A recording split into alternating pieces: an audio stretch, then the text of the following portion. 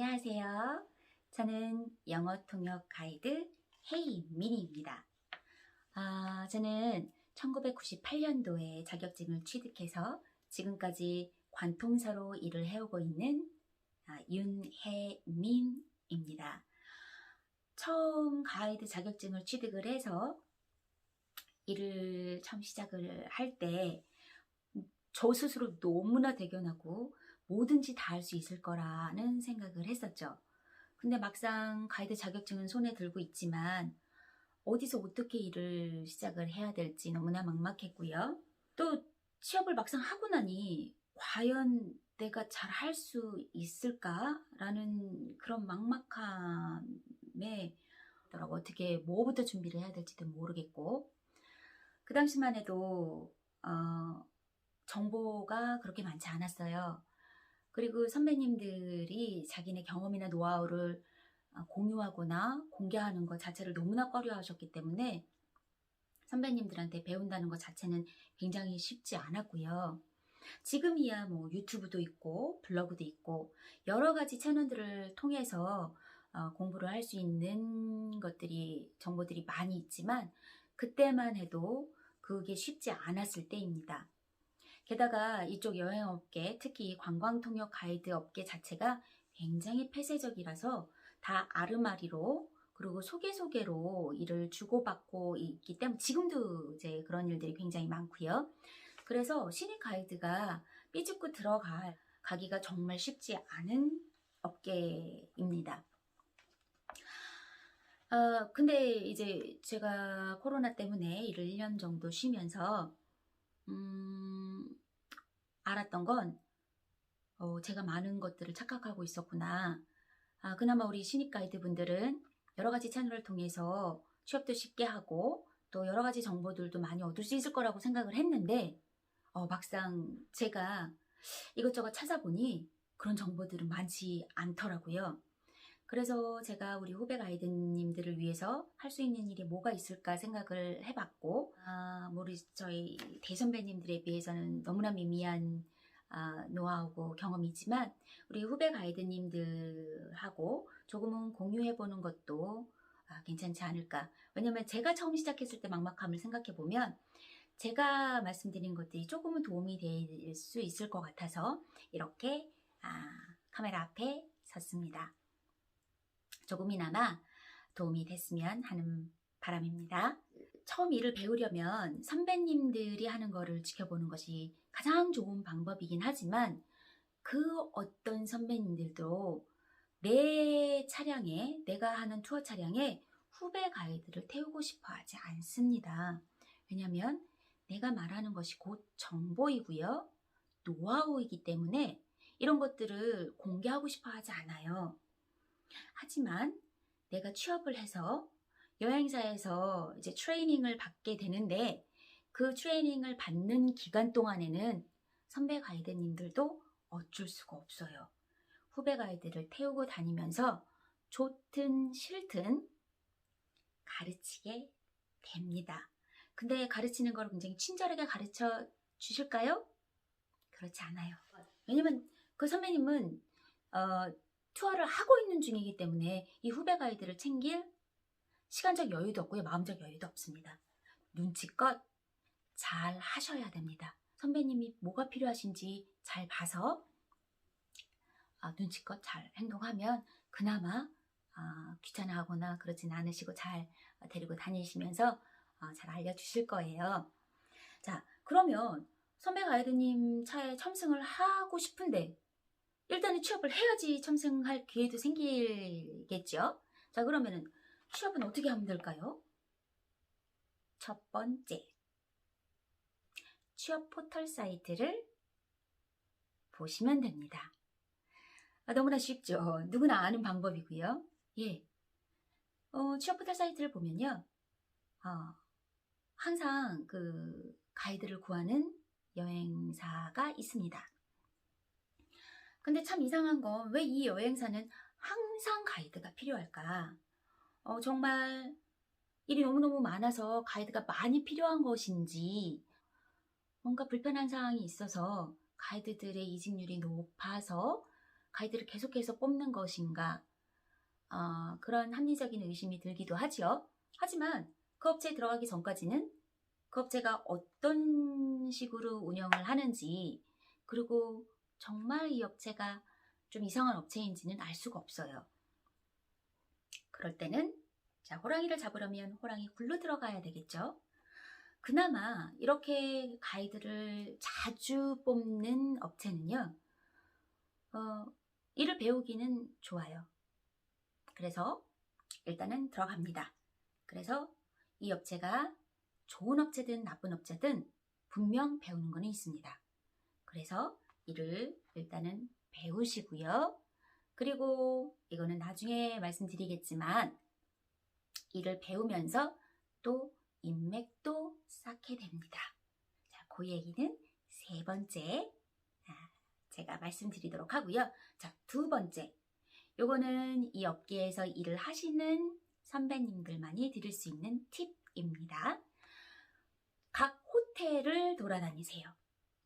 각 호텔에 가보면요, 손님들이 자주 드나드는 동선에, 그리고 눈에 잘 띄는 곳에 여행사들의 팜플렛들이 쭉 꽂혀 있습니다. 주로 시티투어 업체들이고요. 시티투어 업체들은 한두 곳이 아니에요, 사실은. 네, 코로나 팬데믹 상황으로 많은 여행사들이 너무나 많은 어려움을 겪고 있지만요. 그래도 한국에 들어오시는 손님들, 비즈니스 트립차 한국에 오시거나 아니면 이제 FIT 투어로 자기 가족들이나 지인분들이랑 같이 오신 분들이 호텔에 묵으시면서요, 이런 단기 투어, 그러니까 시티 투어라고 하는데 반나절 투어나 하루 투어에 조인을 하는 경우가 많이 있습니다. 근데 일부 특급 호텔들은 이 여행사 팜플렛을 잘 보이는 곳에 비치해 놓지 않아요. 그럼 어떻게 하시느냐? 자, 컨시얼지나 프런트데스크에 가셔서 여행사 업체에 팜플렛을 달라고 하시면 됩니다. 그 팜플렛에는 분명 여행사 전화번호도 있을 것이고요. 이메일 어드레스도 있을 것입니다. 자, 거기다가 내 이력서 보내시면 됩니다. 그리고 뭐 시티투어 업체뿐만 아니라 다른 여행사들도 가이드 정보를 많이 알고 있으면 좋아요. 그래야 정말 가이드가 많이 필요할 때 본인들이 그 인력 풀을 확보할 수 있어서 많이 그 가이드를 확보하고 싶어 하기도 하고요. 자, 그래서 너무나 운 좋게도 연락이 왔어요. 그러면 일을 시작하시면 됩니다. 자, 세 번째, 인맥을 이용하라. 자, 인맥을 이용을 하려면요, 현직에서 일을 하셔야 해요. 취업을 하게 되면요, 자, 일을 시작을 하시게 될 거고요. 그리고 항상 가는 곳이 있습니다. 여러분들도 아시다시피 우리나라 5대 궁, 그 중에서도 경복궁, 창덕궁, 덕수궁, 이 세 궁은요, 아주 자주 가는 곳이에요. 특히 경복궁을 가보면요, 여기 같은 경 내에 두 개의 국립박물관이 있습니다. 국립민속박물관이 하나 있고요. 그리고 국립고궁박물관이 있습니다. 주로 민속박물관을 많이 가게 되고요. 자, 경복궁을 보고 국립민속박물관에 들어가시면 우리만 이 코스를 할까요? 그렇지 않거든요. 여기는 거의 모든 관광객들이 들르는 필수 코스이기 때문에요, 많은 가이드 분들을 만나게 되실 겁니다. 이 박물관에는 3관이 있는데요, 이 3관을 다 도느냐, 이거 다 설명하고 다 돌려면요 3시간도 부족합니다. 그래서 보통 한 관 정도는 다니면서 설명을 하고요. 그 다음에 자유시간을 드리죠. 자유시간을 드리면 본인들이 가고 싶은 곳에 가서 보기도 하고요. 쉬고 싶은 분들은 쉬시기도 하고요. 그러면서 가이드들도 잠시 쉴 수 있는 시간이 생깁니다. 자, 그러면 나만 쉴까요? 그렇지 않아요. 자, 다른 여행사에서 오신 분들도 같은 공간에서 쉬시기도 하고요. 그리고 정말 자주 마주치는, 내가 일을 나갈 때마다 마주치는 가이드들도 생기게 됩니다. 그러면 그분들이랑 안면 트고요, 인맥 쌓이게 되고요. 그러다 보면 서로 자기네 여행사는 이렇다 저렇다 얘기도 하게 되고요. 이 여행사는 이래서 좋고 저 여행사는 저래서 좋고 뭐 장단점이 있을 수도 있고요.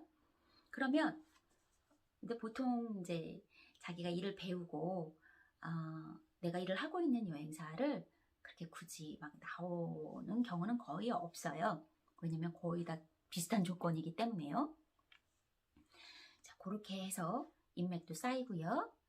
그리고 이렇게 같은 동료 가이드들끼리도 인맥이 쌓이지만 또 다니다 보면 아무리 봐도 저분은 선배 가이드님이세요. 딱 누가 봐도 느낌이 와요. 자, 그럴 때는 이제 선배 가이드분들한테는 막 가서 이렇게 아는 척하고 인사하고 이러면 되게 부담스러워해요. 선배 가이드분들이. 그러니까 조금 자주 뵙거나 하는 선배님들한테는 인사 먼저 하시고 본인 소개도 좀 하시고 그렇게 조금 인맥이 쌓인 후에 그 다음에 자기 개인 얘기도 좀 해보고 그러면서 본인이 프리랜서로 나왔을 때 저도 좀 써달라고 하면서 그렇게 인맥을 쌓아 가셔야 됩니다. 그리고 이렇게 같은 동료들끼리 인맥을 쌓는 경우도 있지만 일을 하다 보면요. 한국 기업체, 외국인 손님들하고도 인맥이 쌓이지만 외국인 손님들은 사실 일회성으로 끝나는 경우가 많이 있고요. 근데 한국의 기업체나 한국의 기관들하고도 일을 할 경우가 많아집니다. 자, 그럴 경우에 내가 정말 열심히 일하고 잘하면 한국 분들은 다음에 또 연락을 주십니다. 그래서 그러니까 여행사를 통하지 않고 직접 연락을 하기도 하고요. 그렇기 때문에 그렇게 고객분들이 하나둘 늘어나고 쌓이면 그때는 프리랜서로 독립하셔도 됩니다. 그리고 저는 항상 후배 가이드분들한테 하는 얘기가 있는데 기본적으로 1년은 시티2 업체에서 일을 경험해라 라고 얘기를 합니다. 너무 섣부르게 난 정말 잘할 수 있어 라고 많은 경험을 하지 않고 바로 시티2 업체에서 나와버리면 많은 큰 어려움이 있어요. 자, 시티2 업체에서 일을 하면요. 사실 매일 가는 곳들이 있습니다. 매일매일 영어로 그곳을 설명하게 되면요. 나도 모르는 사이에 자동적으로 그곳의 전문가가 돼요. 이제 처음에 시티2 업체에서 일을 하게 되면요. 인서울권에서 주로 일을 많이 합니다. 자주 가는 곳들이 있죠. 아까 제가 말씀드렸다시피 이제 궁이 있고요. 그리고 뭐 시장들, 뭐 명동, 남대문, 이태원, 동대문 이런 곳들 주로 가게 되고요.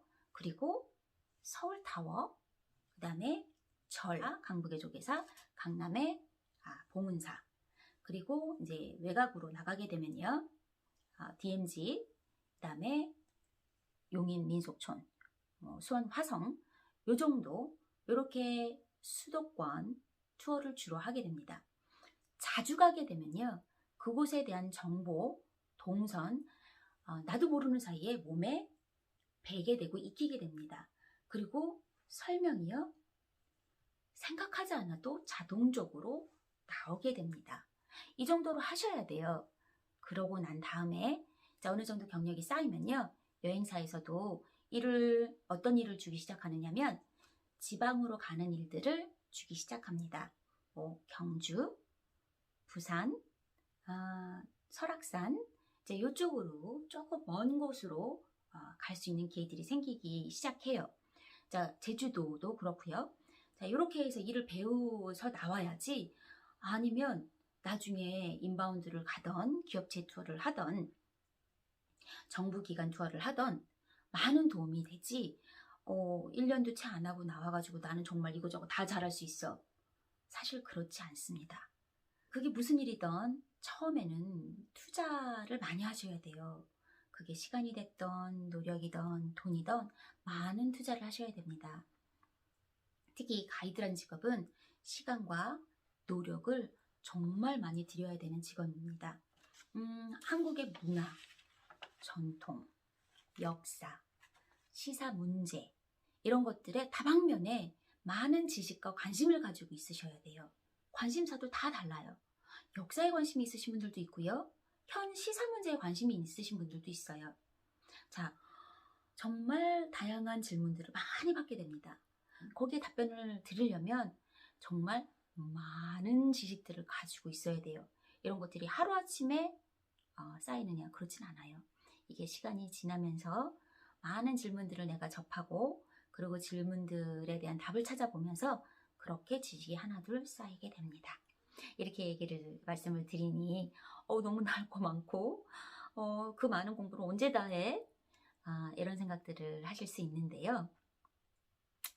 그런 걱정은 안 하셔도 됩니다. 자, 그럼 다음 시간에 그러면 공부는 어떻게 해야 하고 그리고 그 많은 것들을 영어로 어떻게 표현을 해야 되고 어떻게 설명을 해야 되지? 영어는 어느 정도 잘해야지 되는 거지? 이거에 대해서 말씀드리도록 하겠습니다.